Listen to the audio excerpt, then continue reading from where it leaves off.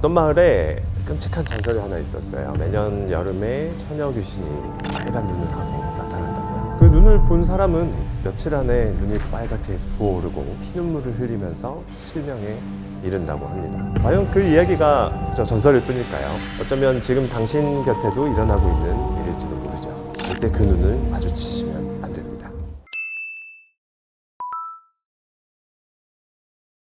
조용하고 평화롭던 마을. 하지만 여름이 되면은 어김없이 빨간 눈의 귀신이 나타났습니다. 그 귀신을 마주친 사람들의 증언은 모두 똑같았죠.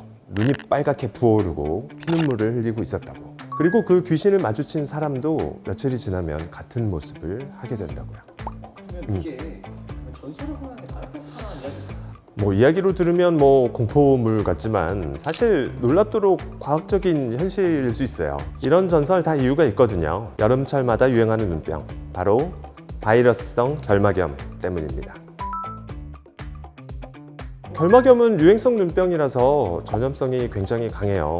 누군가가 결막염에 걸려서 눈을 비비고 그 손으로 문고리나 수건 같은 걸 만져서 같이 썼다면은 그걸 만진 사람도 곧바로 감염이 됩니다. 별거 아닌 걸로 생각하실 수 있지만 사실 심각한 경우도 많거든요. 눈이 붓고 빨개지고 눈물도 나고 눈도 불편하고, 근데 심해지면요, 눈의 안쪽 결막에 있는 혈관이 터져가지고 피눈물이 나기도 합니다. 게다가 이거는 단순히 눈이 아픈 걸 넘어서 심해지면은 안 보입니다. 시력 손상까지 갈 수 있어요. 옛날보다는 눈병이 많이 줄었거든요. 이제 코로나 이후에 아무래도 좀 개인 위생이 좋아지면서. 근데 그래서 그런지 조금 무심한 것 같습니다. 단순한 눈병인데 하고 병원도 안 가고 출근도 하시고 공부도 하시고 같이 식사도 하시고 같이 수영장 같은 데 갈 수도 있고요. 그래서 예전에는 교실 단위로 또는 마을 단위로 눈병이 퍼질 때마다 귀신이 돌았다 이런 말까지 나왔던 겁니다. 그리고 더 무서운 거는 이 결막염이 한번 걸리고 나면은 눈에 후유증이 남는 경우도 있습니다.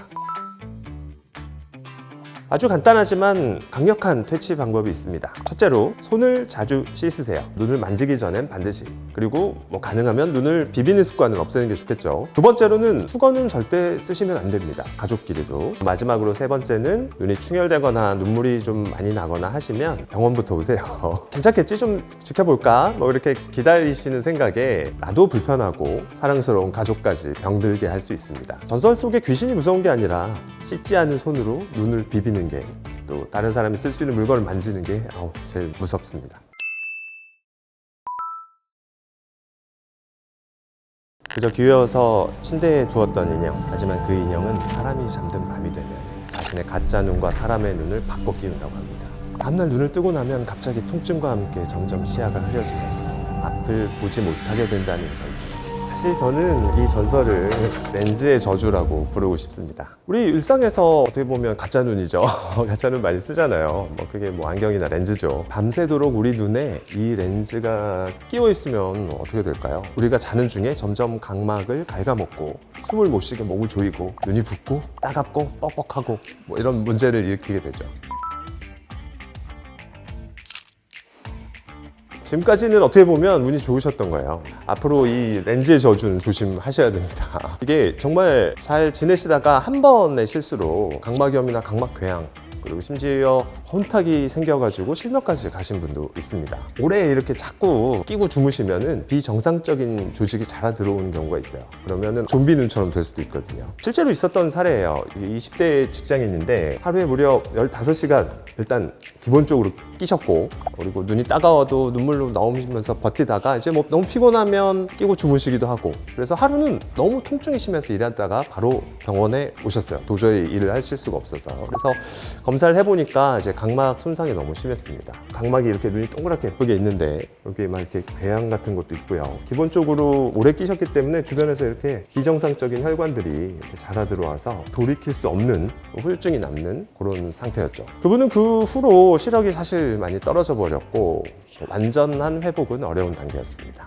이게 하루아침에 그렇게 악화가 이게 사실 그 전부터 뭔가가 각막이 안 좋아졌던 거죠. 우리 각막 주변에 이제 비정상적인 혈관들이 자라 들어오게 되면 이 주변에 염증이 생기기가 쉬운 상태가 되거든요. 그런 경우에 끼고 주무시게 되면 그 염증이 확 생길 수 있는 거죠. 그거 말고 더 무서운 얘기 해드릴까요? 렌즈 세척이 제대로 안 됐거나 약간 비위생적인 환경에 노출되는 경우에는 아칸토 아메바라고 하는 기생 세균이 침투하는 경우도 있습니다. 이것들은 렌즈를 이제 타고 들어와가지고 진짜 각막을 파먹습니다. 그래서 이 경우는 뭐 하드렌즈나 뭐 드림렌즈나 그런 경우에도 생기는 경우도 많이 있어요. 영문도 모른 채 시력을 잃어가는 그 과정은 뭐 진짜 실제 인형이, 괴물 인형이 눈을 훔쳐가는 공포보다도 훨씬 현실적이고 무섭습니다. 이게 보면 제가 겪었던 케이스는 20대 여자분이셨는데요. 두 눈 다 이렇게 뿌해져서 오신 거예요. 시력을 재봤더니 저희 핑거 카운트라 그러거든요. 자, 몇 개예요? 이렇게 봤을 때 이거 개수만 세실 수 있는 정도. 눈이 너무너무 아팠죠. 인도로 여행을 갔는데 거기에 있는 이제 수돗물로 렌즈를 세척해서 끼면서 지내셨던 거죠. 근데 사실 수돗물이 이게 소독이 잘 우리나라는 돼 있지만 다른 나라 어떻게 되는지 모르잖아요. 그래서 거기서